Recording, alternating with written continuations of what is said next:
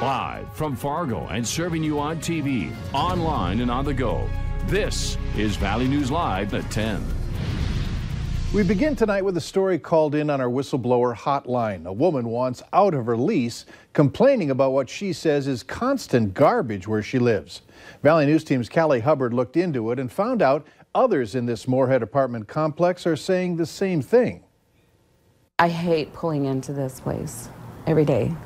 I come in here and hide. When you used to be outside, you can't be outside because there's trash. This Moorhead woman, who wanted to remain anonymous, says the living conditions at her apartment are unbelievable. I'm discouraged and mad. She lives at the Courtyard Apartments on Belsey Boulevard in Moorhead. And I want it taken care of yesterday. And she isn't the only one tired of all the garbage. I see a lot of trash. I don't know what all the trash is. I'm not going to pick it up because I don't know what it is. I don't want to pick up something that's going to be a danger to me or my kids. Trash is one issue. Her second issue is ants. The maintenance manager said that that was my responsibility to take care of. If I needed to get an exterminator, it would be my cost. I called the owner of Courtyard Apartments, which is Campbell Properties. The person I talked to couldn't answer my questions over the phone, but later I was sent an email explaining that every spring when the snow melts, trash becomes visible that was previously covered with snow. Prior to your notification, we had already scheduled trash at this property to be picked up this Thursday and Friday. Spring cleaning is something that most property management companies are all currently tackling. But this woman says she also complained about snow removal. Yeah, when the storm hit a couple times, the blizzards that we had, we couldn't get out the back doors or the front doors. They were blocked with snow. She added that they came and plowed only after she threatened that she would call our hotline. So what exactly is the woman doing about it? Well, she says that she hasn't even been with the apartment complex for a year, and she plans on terminating her lease within the next month or so. Reporting in Moorhead, Callie Hubbard, Valley News Live. We'll continue to stay on this story to see if that area around the apartment complex is cleaned up as property management indicated. As mentioned, this story came to us through our whistleblower hotline, and if you need help uncovering fraud or corruption in your community, call the whistleblower hotline at 701-237-6576. A member of our investigative team will get on the case and go to work to expose the truth. School lockdown, two words that catch your attention and for students can lead to anxiety. We've shared many stories about local schools being placed under administrative lockdown. A student from Cheyenne High School in West Fargo recently told us his school was placed in the hallway closure. Valley News Team's Melanie Palmer joins us in the studio to explain what that means and how some schools could be using that in the future. Melanie? Mike, we wanted to know what that means and if it's the same thing as an administrative lockdown. Turns out West Fargo Public Schools and other schools in the area are trying to lower the anxiety level when you hear the words school lockdown. They're considering using different words in these situations, like the term hallway closure. A spokesperson with the district tells us this has not yet been finalized and it's too soon to give many details. However, she says they are testing out the new term to see how it goes over. She adds if they do decide to use different terms in these situations, it won't happen until next year in the fall. We wanted to know what some parents in the FM area think about changing the word lockdown to something less sinister. Some of them tell us they think it's a good idea, but wonder what would be said if there is an active threat to the school or students. Those are just some of the details that need to be worked out before schools implement this change. Mike? All right, thanks, Melanie. A spokesperson for the Fargo Public School System tells us this is a conversation that has been happening across the state. They say new terminology surrounding lockdowns won't be rolled out this school year. However, it could be in the future. A Fargo man is facing more than a dozen charges after police say they found over 500 files of child pornography on his electronic devices. Authorities had been investigating 32-year-old Travis Storsted's internet usage after being alerted to his IP address, downloading hundreds of pornography and images. Most of those were of young children engaging in sex acts.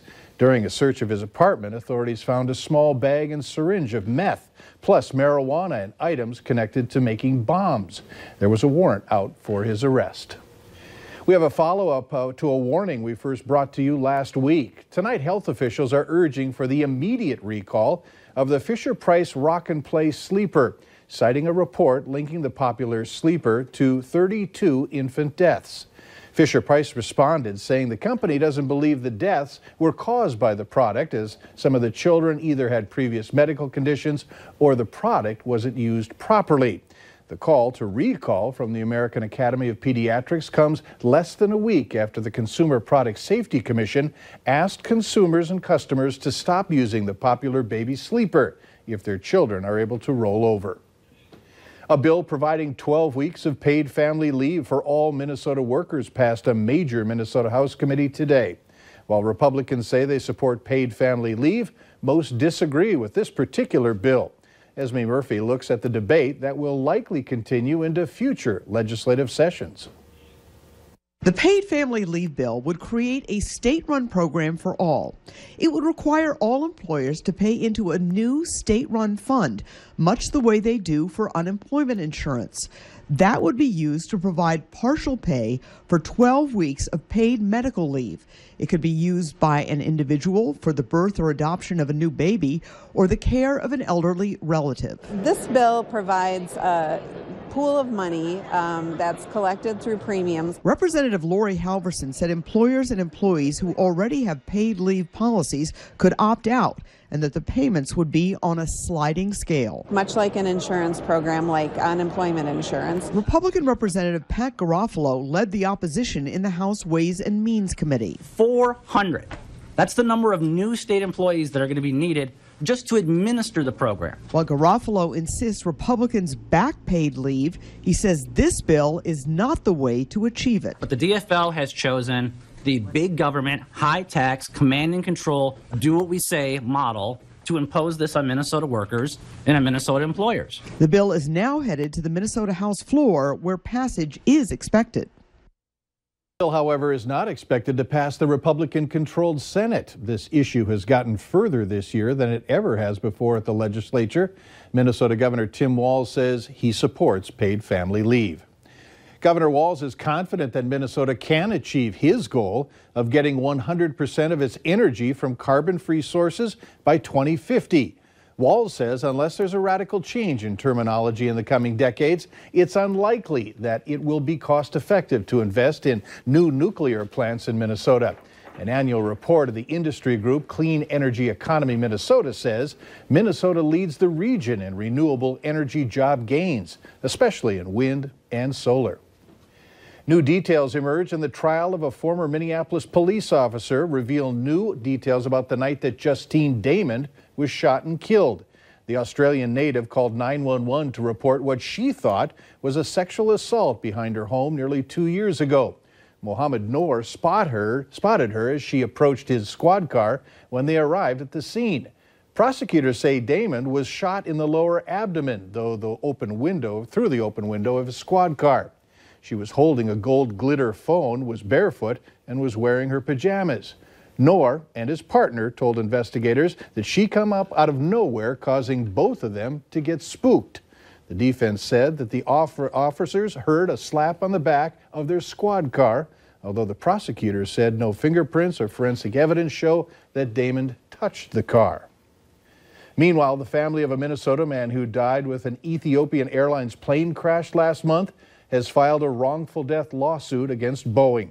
Boeing is the manufacturer of the 737 MAX aircraft that was involved in the crash and is now being investigated. The suit was filed Monday in federal court in Chicago on behalf of the man's family from St. Cloud, Minnesota. It's the latest complaint in a growing number of claims against Boeing following 2 737 MAX crashes within 6 months. The lawsuit says the company actively concealed the nature of the plane's defects. Here's a sign of the weather to come. Delta has issued a weather waiver for customers traveling over the next 2 days in light of the impending storm.